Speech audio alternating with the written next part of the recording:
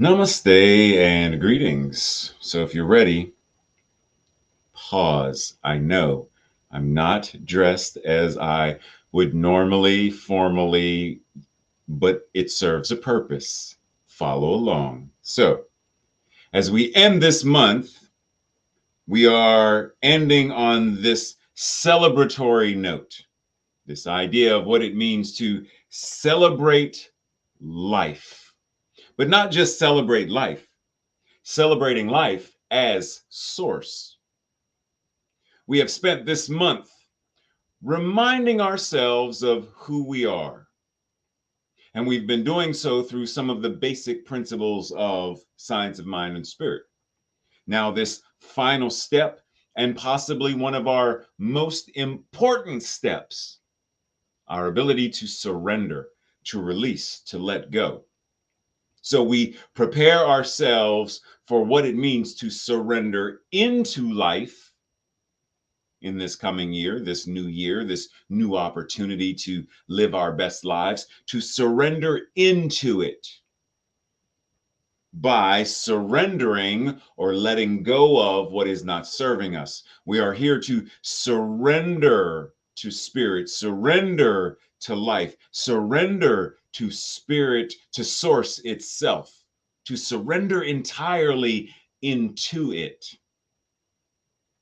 That, after all, is what it takes to live out loud, to boldly go where we may have never gone before, and to boldly go to that next level of what it means to be open at the top, to boldly go to truly live long and prosper.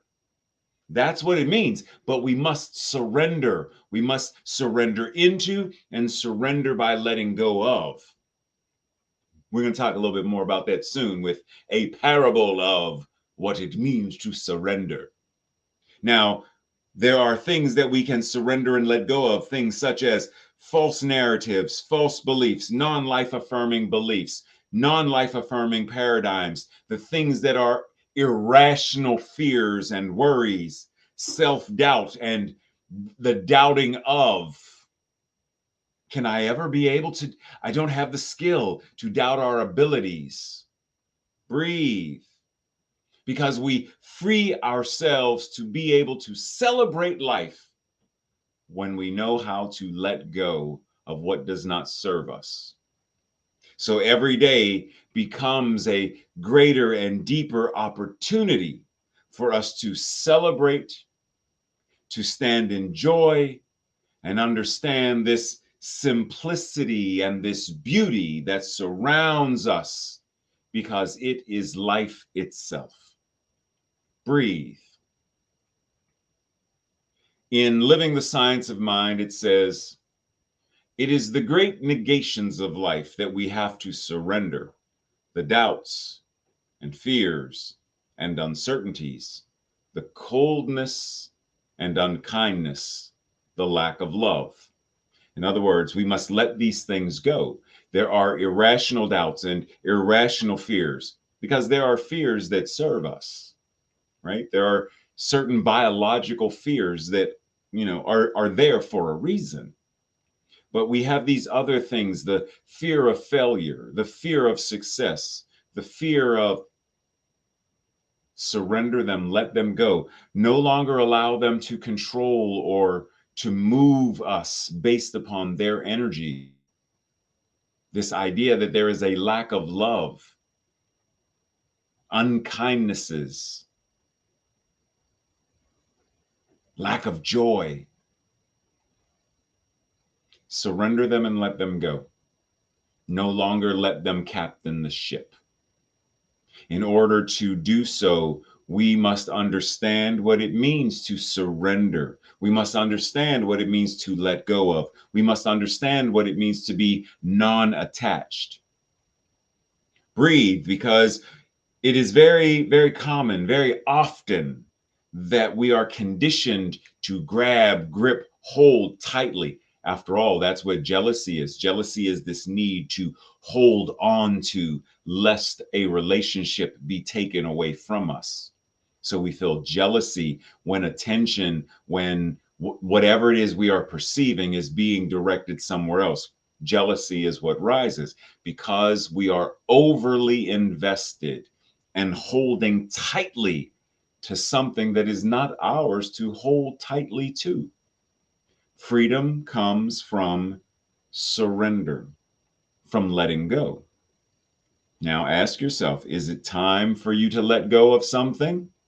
And if so, what? Are you truly ready to let go of that rock that is preventing you from flying? What thoughts are holding you prisoner, holding you captive, holding you bound? What are the thought forms, the beliefs, the paradigms, the memories? What are the memories that are holding you prisoner, holding you captive, that right now we are being invited to relinquish, to let go of, to surrender? Breathe. Because here is that parable that I was talking about. The young woman walks out onto the plank, the springboard. Now, we know why she's there. We understand the garment that she's wearing. We understand the things she's walking on. We understand the blue stuff that's below her. We understand she's a diver. Now, in order for her to dive, she has to surrender what she's walking on, meaning let go of it to now surrender into the air, and then surrender, release, and allow gravity to do what gravity does, and surrender and plunge into the pool. And so the practice is, how do we walk to that place where now we are on the very edge, the very precipice of making a new choice, to surrender, to dive into life? What is your walk?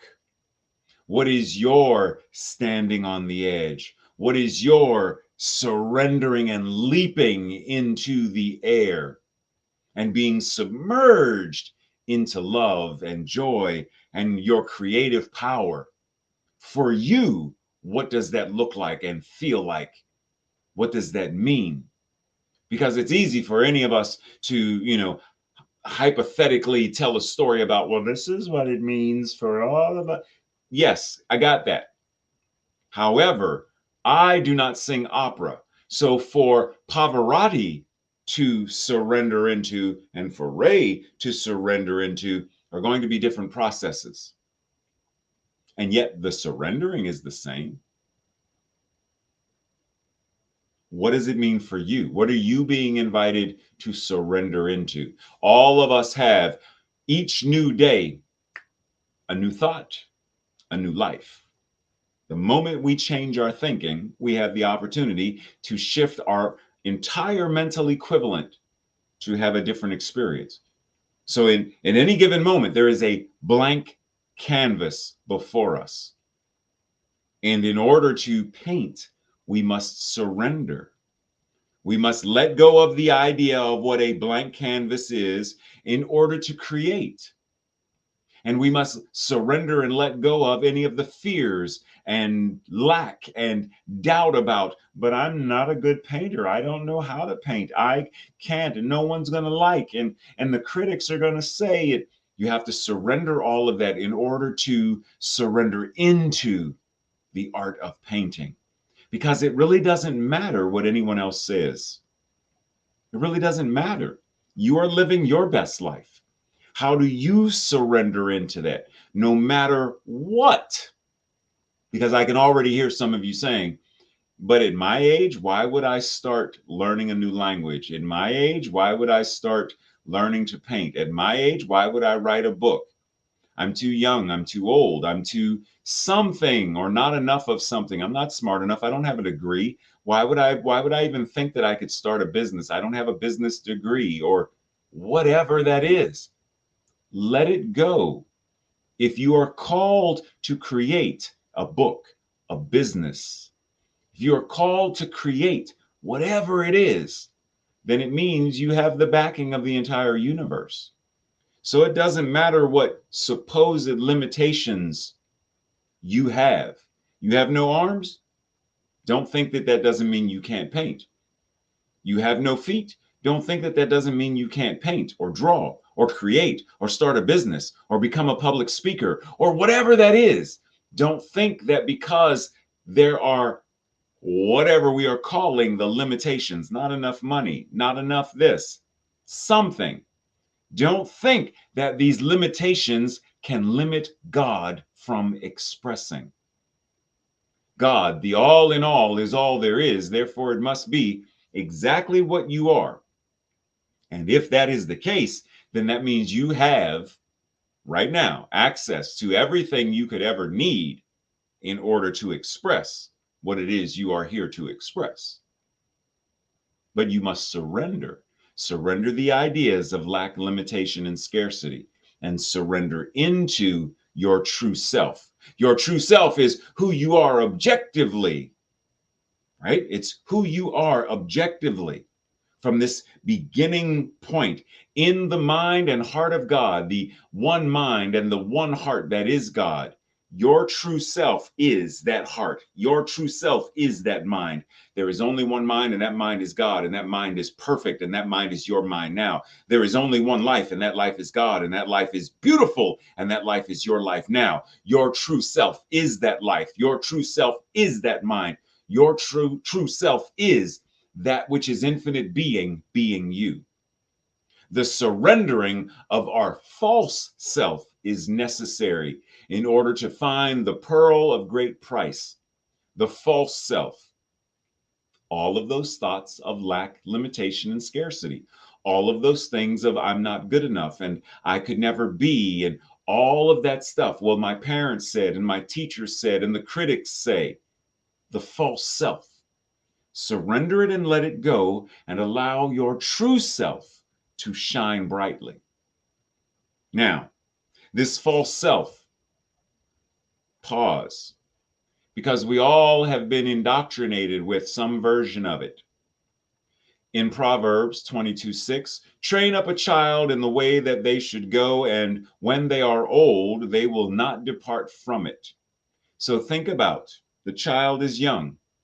And the child has a backpack. The child has a container of consciousness that people place things in their backpack. There's a book, and there's a pencil, and there's an eraser, and a compass, and a calculator, and an apple, and lunch, and dessert. And there's stuff that goes in the backpack. And the child carries the backpack. The child carries the consciousness. But there are all kinds of things that are carried. Many of them the child doesn't even want, doesn't even recognize that they don't want until such time as later. They're like, why is that even there? We condition the children. Boys don't cry. We condition them. We indoctrinate them, train them, train up a child in the way that they should go, and they will not depart from it until they understand I have a choice. If someone hits you, hit them back and hit them harder. If they have a stick, get a brick. If they have a brick, get a bat. We train and indoctrinate.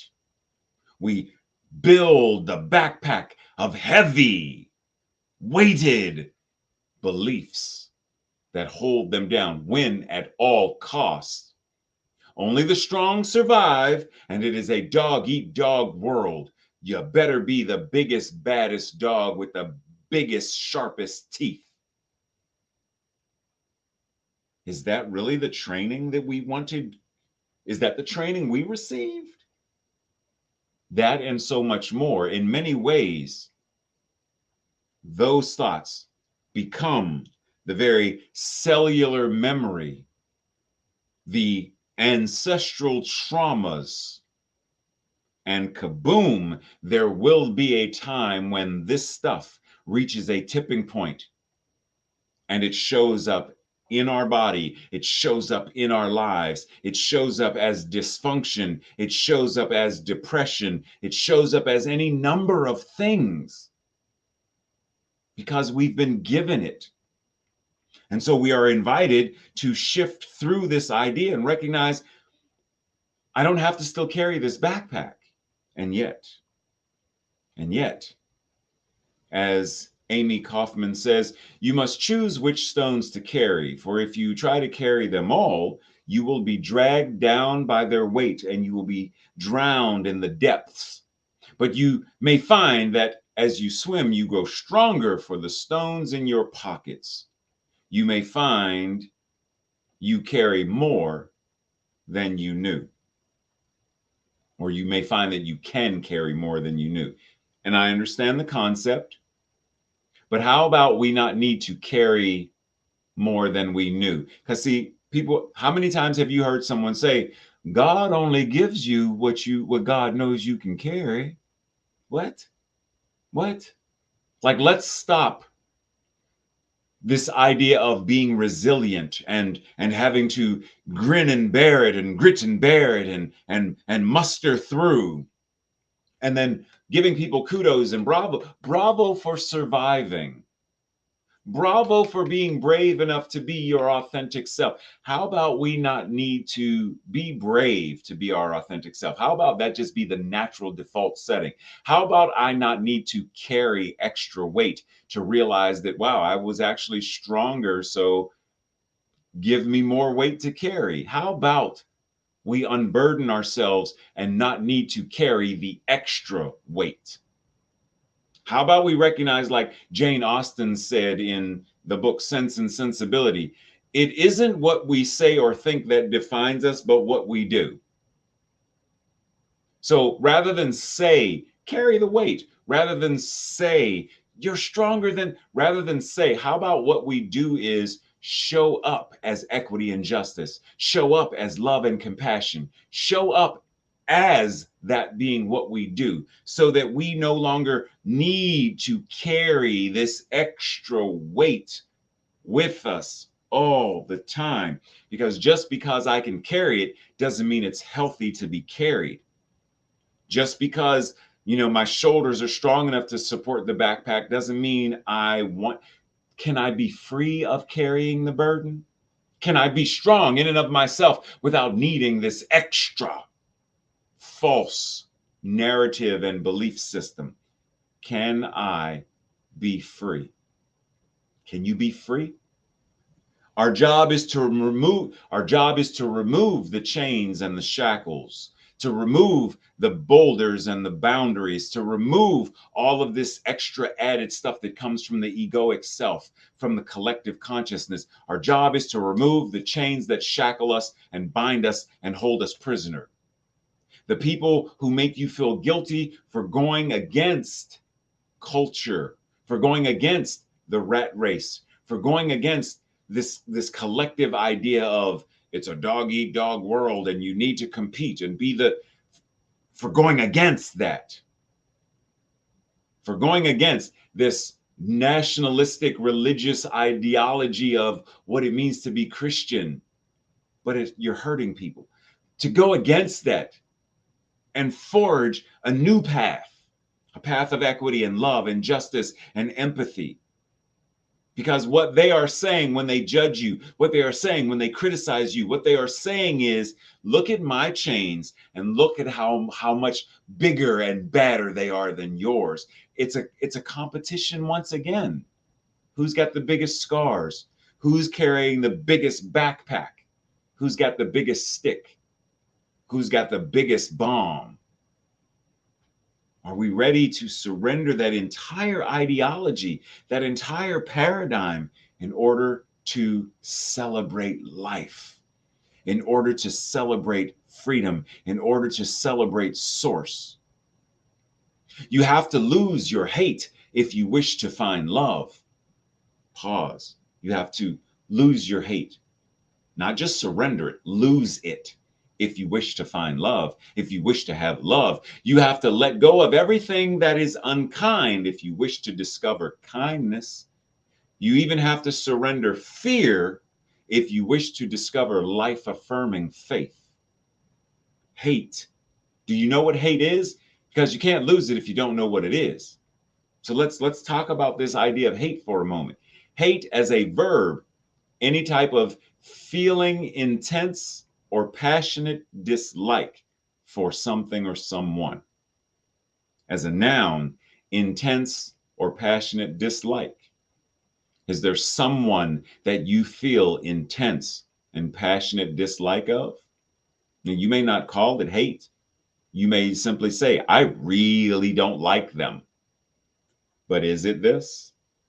And if so, remember, in order to find love, in order to find kindness, in order to have life affirming faith, we must surrender unkindness, surrender the hate, surrender the fear, surrender the memories that hold us captive. Because there are memories that hold us prisoner. If we are going to truly be free to celebrate, then we must be willing to relinquish those memories, to relinquish those thoughts, to relinquish those ideas, to relinquish those beliefs. Surrender them and let them go. They are not serving. Self-righteousness is a loud din. It is a loud, dull noise that is raised in order to drown out the voice of guilt within us.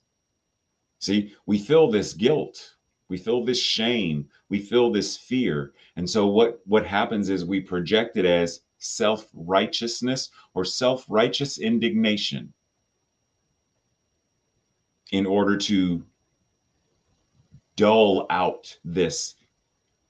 That's what addiction actually is. Addiction, drinking, drugs, sex, porn, work, whatever it is, the whole point of it is to dull this so that I don't have to face this, so that I don't have to feel this. And there are times when we use our memories and our self-righteous, remember when things were great back then in the 70s? Remember when things were great back then in the nostalgia and all that other stuff? It's actually a form of self-righteousness where we are so focused on the past that we are not focused on the present. And if we're not focused on the present, we can't build a more effective future.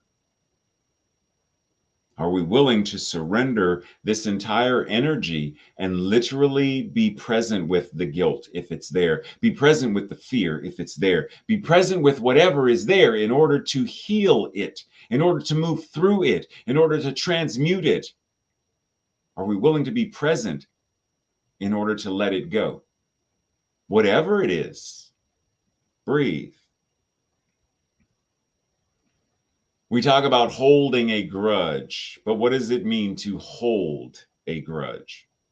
To hold a grudge is to have and maintain some form of the energy of anger and bitterness and resentment towards someone for something that they did, something that they said, something that happened, some wrong that we believe that they committed, whether factual or imagined, doesn't matter, but they did something against us. So we hold on. Remember that image of the holding on? We grip tightly. And typically, our role in the incident is ignored. You're ignoring how I feel. You're ignoring what I think. And then you're doing whatever you're doing. So we hold on to the memory. Oh, I'll forgive, but I won't forget.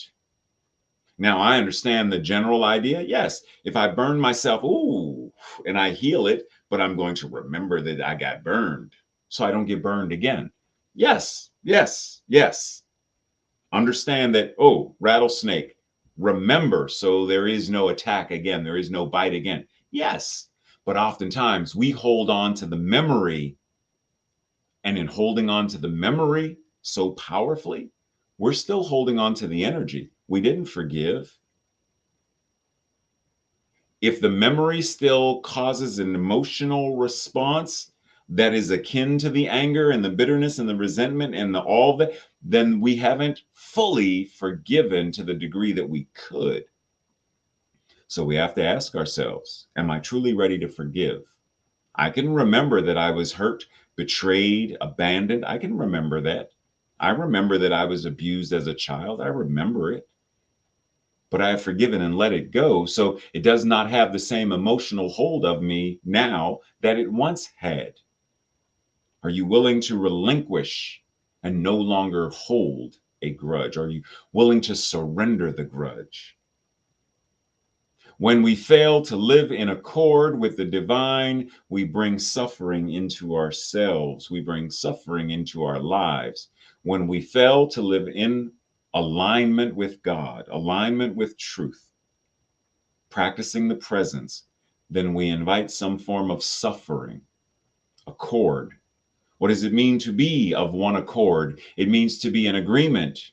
Are you in agreement with the universe? It means to be in harmony. Are you in harmony with God? It means to have alliance with spirit. Are you? It means to reconcile. It means to have this will, this commitment. Do you have that?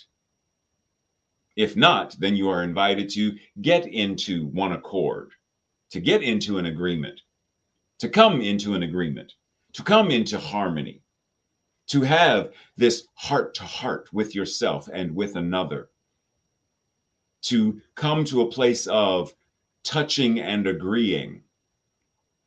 Breathe, keeping in mind that there is this figurative soul or mind. To be of one accord means to have a soul agreement, to have one mindedness with the divine. Do you have that? Or are we so bound to the memories? Are we so bound to the resentments? Are we so bound to the grudge? Are we so bound to whatever that is that I can't be in agreement? I can't agree to forgive and hold a grudge. That's out of integrity. That's out of alignment. That is not of one accord. I cannot be in harmony with hatred and love at the same time. I can't. Those energies cannot coexist any more than I can drive forward while looking over my shoulder behind me. It's not safe. I'm not in alignment with what it means to drive forward. I cannot be open at the top while also understanding I am deeply bound by lack, scarcity, and fear. Then I'm not open at the top. I'm actually closed. Are you willing to do the work to come into alignment, to be of one accord? Recognizing that, think of it this way. So there are many threads. Now, these threads, what are they? They could be our spiritual practices, they could be our beliefs, they could be whatever they are. But what we are invited to do is to bring the threads, to bring the practices, to bring all of these areas and aspects of our lives into one accord, to bring our meditation into work, to bring our prayer into our relationships, to bring all of the threads of all aspects of our lives, to bring them all together, to come of one accord, rather than being frayed and separate. There's the red thread and the yellow thread and the green thread, and they're separate and compartmentalized. We are not compartmentalized beings. So let's bring life and all that life is together and weave it together and make our lives stronger. That's how we, for real, that's how we build into this ability to live unapologetically, to live powerfully and audaciously, boldly, to boldly live life as we have never lived it before, to live long and prosperous in our living, to truly celebrate life. And every single time I die to something, every single time I surrender, let go of, the phoenix that dies has let go of this life to become born anew. Every single time I die to something, my notions of my own specialness, my plans, and my desires for something to be a very particular way, every time I surrender and die to those things, every single time I fight it, and yet every single time I discover more life. Every single time I fight it, and yet every single time I find more life. Every single time I fight it, and yet every single time I discover more life and more freedom. I find more, I discover more. than if I had gotten what I originally wanted. This is why we say this and something greater, this and even greater, because sometimes what we think we want, there's more than that. There's more. The universe has even more. Like you're thinking, if I could only have dessert. It's an Oreo cookie. Yeah, but there's this thing called chocolate cake. There's what? There's this thing called chocolate cake. Are you willing to let go of what you think in order to step into, so surrender into something that you don't even have in your imagination right now? Yeah, okay. What's this thing called chocolate cake? What it what smells really? Oh my oh my God, this was good. We have to die to the Oreo in order to live into the chocolate cake. We have to die to the fear in order to live into the freedom. We have to die to the smallness in order to live into the great magnificentness that you are. Are you willing to surrender into it? Breathe. This week's practice. How is surrender different from giving up? What has been your biggest resistance to surrendering? And surrendering what exactly? What does surrender look like or feel like to you? What supports you in your surrendering process?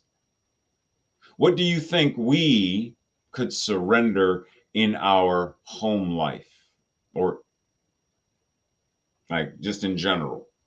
What do you think we could surrender? Schools, what do you think we could surrender?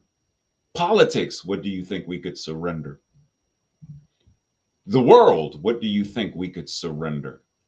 What are we being invited to surrender? And then flex your vulnerability muscles once again. And you're going to read the next slide and then come back and discuss and share your thoughts and your feelings. Are you ready to surrender? Are you ready to release? Are you ready to no longer hold on to in order to truly live your life freely and empowered? If you're not, then what do you need in order to become ready? Like, I understand if you're not ready, and that's fine. But what do you need in order to get ready? And if so, what is it that you must do? What are you truly invited to do? And when will you do it? Now, today, this week? Here's the quote. There are times when the system, the collective consciousness, impedes our ability to live as freely as we should by divine right. And that is a conversation we need to have more often. But for this moment, let's be clear that very often it is we who get in our own way and we who derail ourselves from living our best lives. Our opinions about self and others, our judgments, our criticisms, our worries, and our fears all become the baggage that anchors us to live a life we deeply desire to break free from. Free to live life, free to sail, free to fly as the divinely magnificent beings we are, free to truly live out loud. That's what we want to be free to surrender into. But all of those other things, the judgments, the criticisms, the worries, the baggage, anchor us from this. This is what we want to be freed from, to be freed into these other things. But we're held back. To live free, we must choose to be unshackled. Unshackled from the memories that we use as the ammunition of self-righteous indignation, which clouds our ability to think, speak, feel, and act as the divinely magnificent beings that we are. We must surrender any mental equivalents that are aligned with lack, fear, bitterness, payback, pain, and so much more. and choose to align with the truth of Source as us. Breathe. This week's affirmation or declaration, I will say it first, and if you feel in alignment with it, say it with me on the second go round. This one life is my life right now, and I celebrate it out loud. Together, this one life is my life right now, and I celebrate it out loud. Breathe.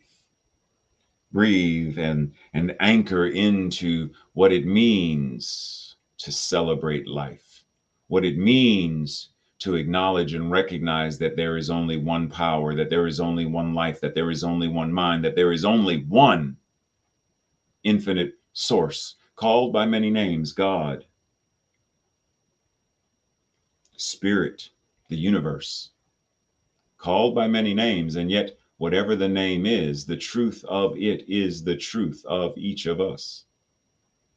And so we breathe in this energy, this celebratory energy, this honoring energy, this recognition of the energy of life itself as it lives, moves, and has its beingness as an incarnation that we call our lives. We celebrate how life shows up in community. We celebrate how life shows up in all of the beauty around us, be that art, be that music, be that poetry, be that whatever it is. We celebrate how life shows up. And the more we celebrate, the more there is to celebrate. We celebrate laughter, and there is more laughter. We celebrate love, and there is more love. We celebrate a delicious meal, and there is more of deliciousness to be had. We celebrate life because life is God. God is life. There is no separation. There is no compartmentalization. There is only oneness. And we celebrate it as it lives, moves, and has its beingness in us individually and in, through, and as us collectively. We breathe and we celebrate. Celebrate out loud. Breathe. And as this message comes to an end, we embody what it means to boldly go, to boldly live, to boldly love, to boldly celebrate as we have never done before, and to truly live long and demonstrate what it means to prosper. Breathe. And the law says yes. That means it's done. And so it is. Namaste. Much love, much appreciation, blessings, and see you in February. Curiosity is our superpower. Dun, dun, dun, dun, dun, dun.